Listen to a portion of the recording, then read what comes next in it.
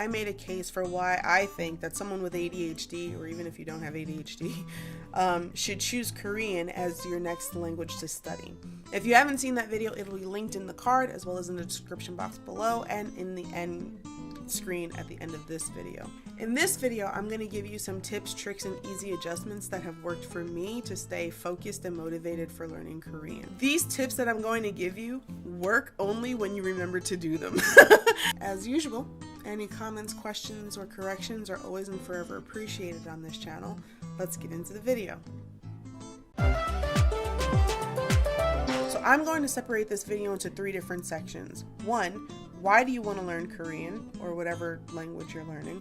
Number 2, how do you find the motivation to start studying? And number 3, once you've started, how do you remain engaged in your Korean study? All 3 of those questions, if you already have answers or tips that have worked for you, please leave them in the comment below. And without any further ado, let's get started. Why do you want to learn Korean or any other language in the first place? Are you truly interested in Korean, or are you trying to impress somebody? There is no judgment whether your answer is one or the other. The reason why I ask this question, because it's my opinion, and I feel like a lot of people would agree, that intrinsic reward is going to serve you better and keep you more motivated than external reward. If you have somebody who is, getting married and their in-laws to be are Korean, are they learning the language because they want to be accepted by the parents and they want to make a good first impression, external reward? Or are they learning it because they want to be able to communicate with the parents and they want to be able to clown their significant other in a language that they all understand? Intrinsic reward. Intrinsic reward is more likely going to serve you better than external reward. Question number 2, how can you find the motivation to start studying Korean? Number 1, I think you need to make it easier for you to start your study sessions. The first step here that I have is setting up my study session the day or night before I plan to study. I have this habit of knowing that I have free time. I've even blocked out time on my calendar to make sure I'm going to use this time to study Korean. And that's as far as I think about it. And then that time comes and I sit down, I'm like, okay, I'm going to study Korean. What should I study? So it's worked out very well for me when I've decided the day before or the night before what exactly I'm going to study. Do I start with vocabulary? Okay, if I start with vocabulary, what set should I use? Where should I get the vocabulary from? I have like 2 notebooks that's just full of random vocabulary. If I want to do listening practice, what am I listening to? Am I listening to a podcast? If I am listening to a podcast, who's it by? What episode am I going to be listening to? Am I going to be listening to a YouTube channel? Am I going to just focus on music and writing down, the lyrics that I think I hear? How am I going to study? What is my plan going to be for the next day?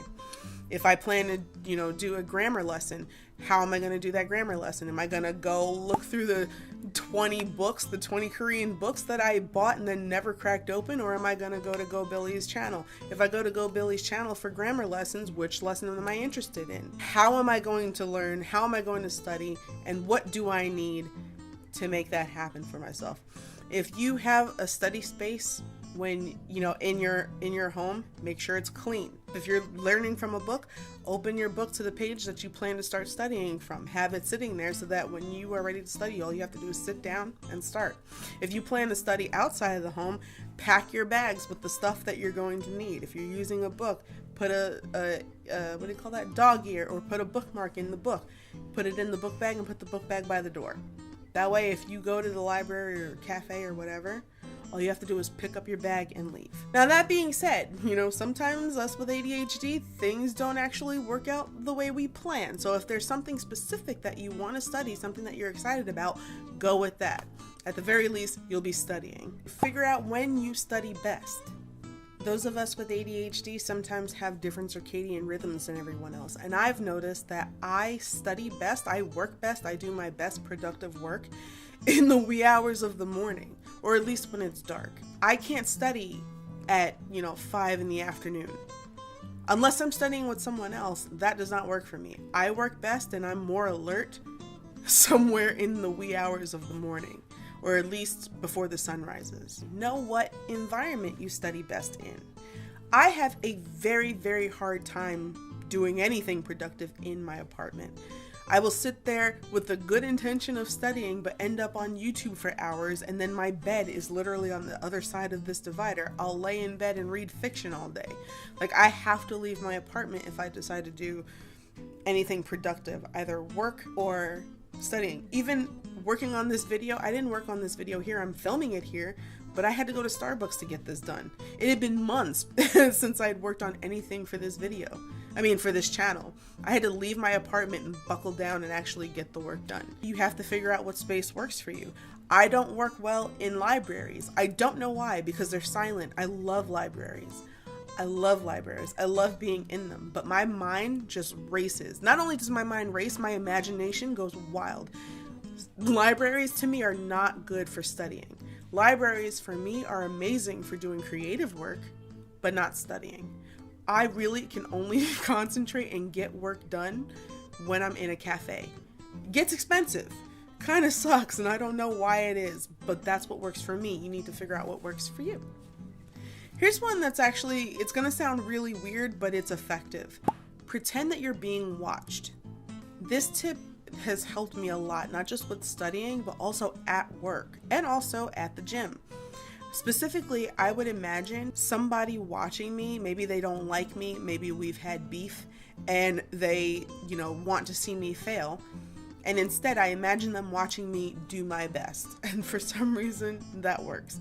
At the gym, or, whether I was at the gym or at home, I would do Zumba. And I would imagine people who don't like me watching me, hoping that I fail, waiting for me to lose breath and give up or whatever. But instead, I not only was impressing people in my mind that I was on stage doing this performance or doing this workout, but also keeping up and doing it correctly. I didn't look sloppy or sluggish or whatever. That's what helped me get through the workout. Set up rewards for yourself. You can use sticker charts or habit trackers or calendars. Whatever you choose to do, just make sure that it's aesthetically fun for you to look at, because when they are, you feel anticipation for opening up and filling them out. You can easily download these or print them, but I enjoy making them. I use a habit tracker that I create. I use all the colors of the rainbow to create and update the tracker. I feel really satisfied as the boxes on the page get filled in and the whole page just looks like one big rainbow. That's satisfying to me. It's fun to check off each box every day, and it helps me stay motivated to do the thing. The one caveat about this is that I happen to keep my habit tracker in a bullet journal, which is great, but the problem is that even though I carry my bullet journal with me, I often forget to open it. I forget to look at it. So I'm gonna have to experiment with making the same tracker, but putting it on a wall or somewhere that's very conspicuous, somewhere where I can't miss it. If you have the discipline for it, you can try to deprive yourself of a thing, and then that'll be the motivation for you to actually study Korean. But deprivation doesn't work for me. When I want bubble tea, I buys it. Employ the 5-second and the 2-minute rules. What are the differences? The 5-second rule is an idea that was created, or at least popularized, by a woman named Mel Robbins, who said that she gets herself to do something by counting from 5 to 0. It gets her motivated to get up and start doing the thing. And here's her reasoning as to why it works. You're not a procrastinator. You have a habit of procrastinating. Big difference. Because if it's a habit, I can teach you to use science to break it. You see, all habits have 3 parts. There's a trigger, and in the case of procrastination, the trigger's always stress. Then there's a pattern you repeat, and in the case of procrastination, it is to avoid doing something. And then there's a reward. You get a little stress relief. The only way to break a habit, you guys, is not to deal with the triggers. You're never gonna get rid of the stress in your life, but you can 100% change your pattern of avoiding work. There's a 5-second window between the instincts, the shoulds, the urges, the inner wisdom, the things that can change your life if you listen to it. Got a 5-second window from the moment you feel that instinct to move. And if you don't, your brain is actually designed to kill it. 5 seconds is all you have. The second you hesitate, and you feel yourself hesitating, that is a moment of huge power, because what's happened is you've just started to pull back from something that you need to lean into. And if you count backwards 5, 4, 3, 2, 1, and this is the neuroscience behind why this stupid little trick works, Counting is an action. Counting backwards requires focus. It's also not a habit for you yet. So it's actually this habit of hesitating. You start catching yourself. It's a huge moment of power because you have a decision to make, and you got to make it in the next 5 seconds.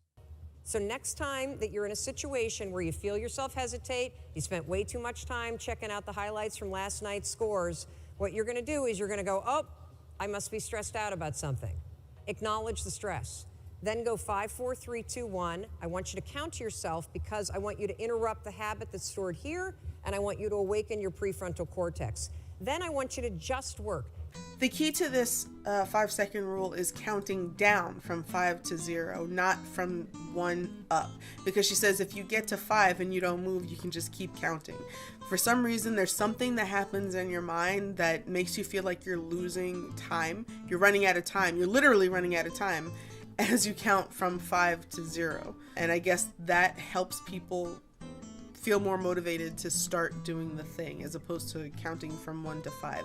Now, I have used this not for studying. I have not tried this for studying yet, but one thing that it has worked for me, like I said, I'm not a morning person. I am nocturnal. I am a night owl. I am not a morning person. Getting up in the morning for me is extremely difficult. But this thing, like even when I don't want to get up, I feel drained or whatever, I do this 5, 4, 3, 2, 1 blast off. On blast off, I'm out of the bed. It actually works in that respect. For studying, I haven't tried it yet, so try it. Let me know if it works. If you have tried it already, let me know. Has it worked for you, or is it just hocus pocus? Leave a comment down below. The 2-minute rule is this idea from a guy named David Allen, which basically says, there's a whole philosophy to it, but the condensed version is, the problem that we have is not the task, it's getting started on doing the task. So once, if you go to the gym, it's not the gym that's painful, it's not the workout that's painful, it's getting to the gym. It's putting on the clothes and actually getting there and starting the thing. If you are studying, sometimes it's not necessarily studying that's the hard part, it's getting in the mindset to study. But if you tell yourself, I'm going to give this 2 minutes, I'm going to work on this thing for 2 minutes and that's it. 9 times out of 10, people will start the thing with the mindset that after 2 minutes, they can give up. But instead, 30 minutes goes by, 45 minutes goes by, an hour goes by, because once you start, you enter into flow and studying can happen. So that's the 2-minute rule.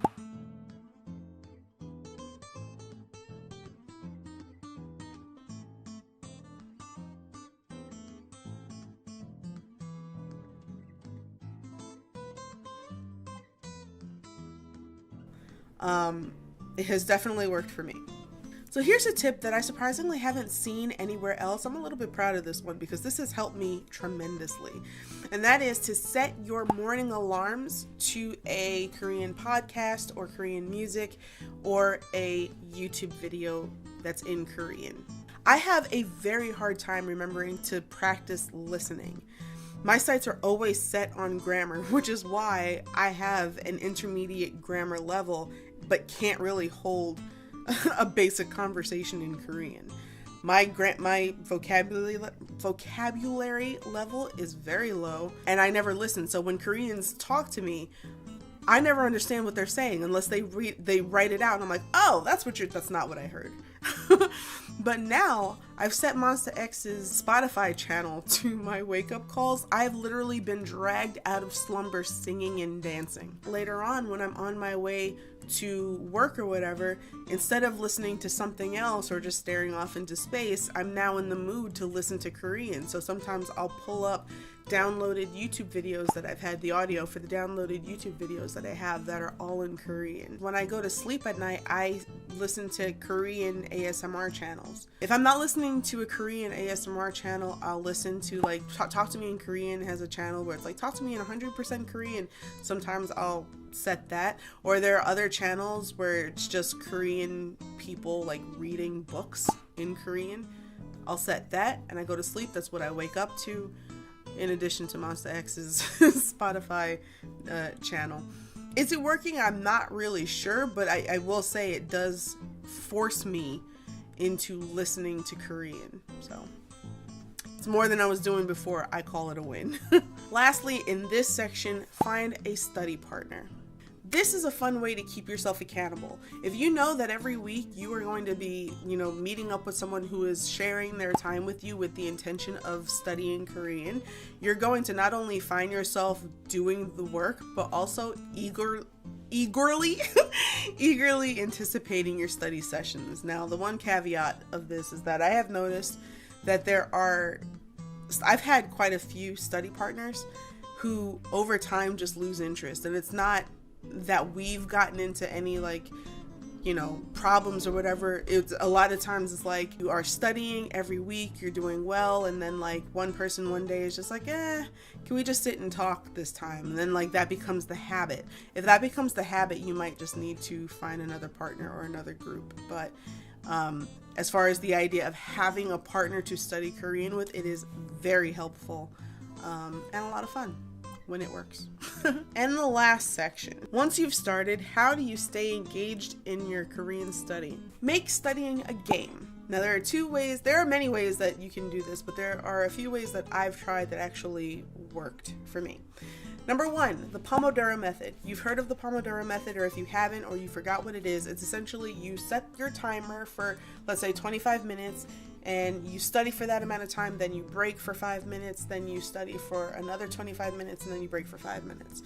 The way I tweak it, I have to tweak it, otherwise it doesn't really work for me, is number 1, I will set it for 25 minutes or for 30 minutes or whatever. I set myself a goal. I'm going to accomplish these things in 25 minutes. I bet I can get this all done in 25 minutes. Usually I fail because I have this really bad habit of underestimating how much time something takes. But either way, just the fact that I'm, in a race against the clock makes it a game, it makes it fun, and I get stuff done.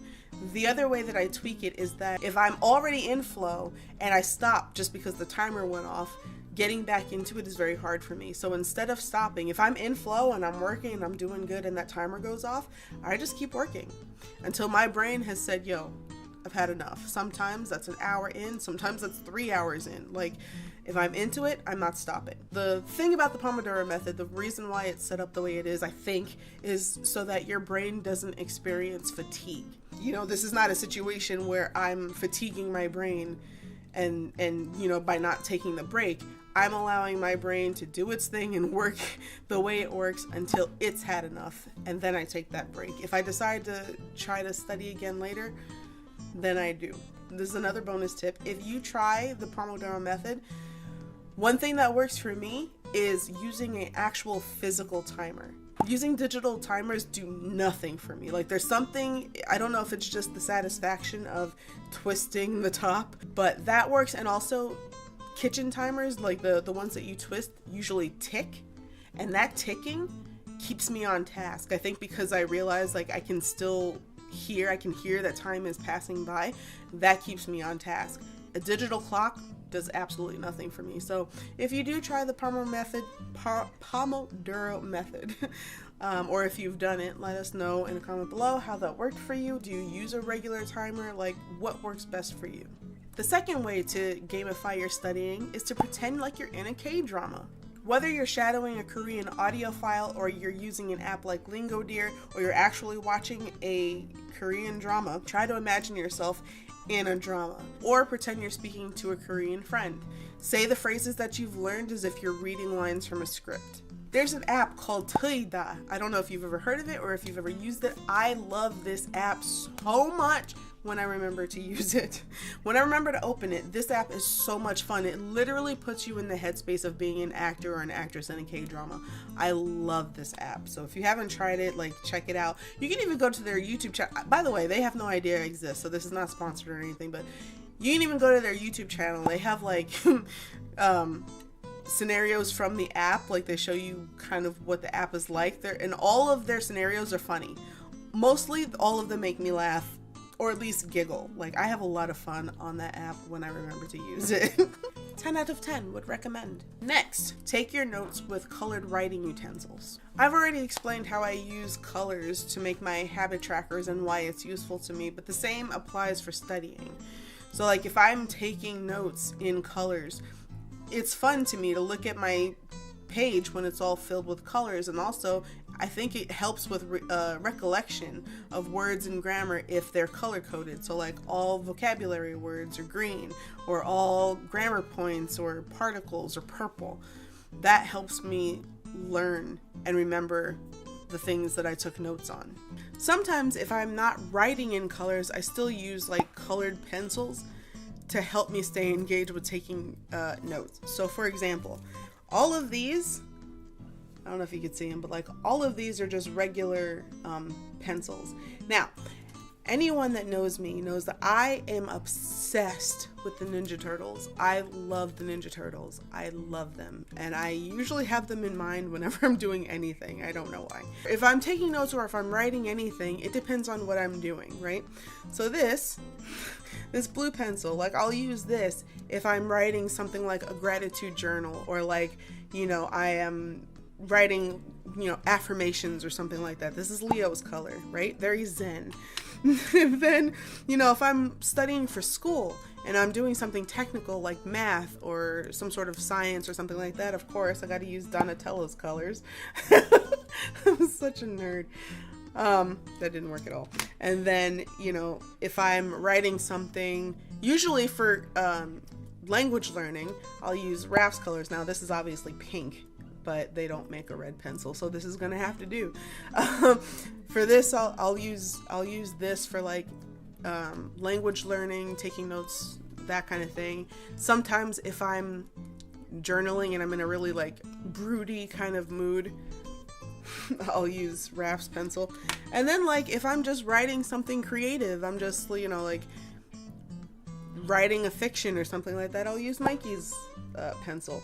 So like, you know, these are all regular pencils. The notes won't be in color, but the fact that the pencils themselves resemble, you know, characters that I really love, I like using them, and so it makes me want to write. Find a creative way to study Korean. Write a short story or journal in Korean. It might help if you write in English first and then translate, but the reason why this will work, or this is why I think this will work for you, it definitely worked for me, is because especially if you're journaling or you're writing a story, there is emotion and context that is attached to the grammar and the vocabulary that you're using, and therefore it might stick better for you. Honestly, the main reason why I started this channel in the first place was A, because I wanted to encourage people to start learning Korean, B, I wanted to meet other people who were interested in learning Korean, and C, I wanted a way to keep myself accountable, and I thought that by having a YouTube schedule for uploading videos would force me to study more and study consistently. It didn't exactly work out that way, but I definitely have studied and have learned way more than I would have if I hadn't started this channel. So find a creative way to study that works for you. Write your random thoughts down and continue studying. People with ADHD are often very curious people, so it stands to reason that as you're trying to study, random questions will just pop into your head. Who invented the umbrella? Should I start a TikTok? How does one even become a voice actor? These are all very real questions that have come to me while I was in the middle of doing something important to me, like studying Korean. And I have an impulsivity problem, so like, I'll go for the quick answer to Google, and then 4 hours later I'm watching YouTube videos on how to make DIY phone cases. Writing down your random thoughts and getting them out of your head and onto paper so that you don't forget them frees up space up here so that you can continue studying. Get a room partition and cocoon yourself. One thing that helps me stay focused, especially when I'm studying, is blocking off literally everything out of my periphery. So like if I turn my head, or if I'm thinking, I can't see my bathroom, I can't see, you know, the thing on the floor that I need to pick up or whatever, I'm focused only what is in front of me, and that's my computer screen. I'm really curious, have any of you tried any of these tactics? Are any of them new to you? Are all of them trash? Please let me know what you think in a comment down below. If you've made it this far, thank you so much for watching. Please like the video if you've liked it. Please subscribe for more. Please share it with anyone you think might find it interesting. Feel free to follow me on Instagram, and I will see you in the next video. Annyeonghaseyo and happy studying.